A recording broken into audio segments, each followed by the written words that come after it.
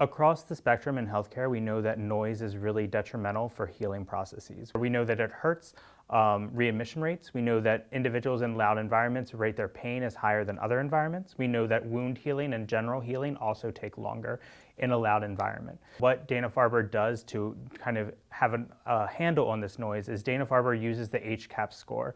So HCAHPS looks at different institutions and compares things through a patient-centric survey. Patients receive this survey upon discharge about 2 weeks after they leave.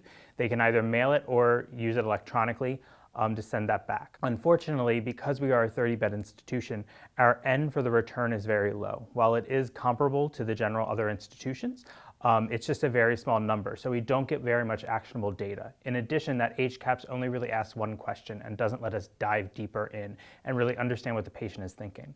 So what we did is we created an in-house survey, which we provided to patients upon discharge, and we collected the data, manually processed it.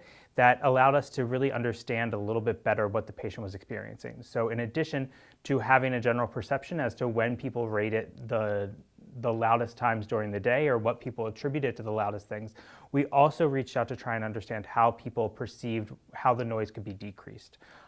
We know that patients are the most in charge of their own experience. We can survey ourselves, we can survey the literature as much as we want, but we're never going to fully understand what it's like for that oncology patient who's been dealing with a significant diagnosis and a significant life change. We're never really going to fully understand what that patient wants unless we ask that patient.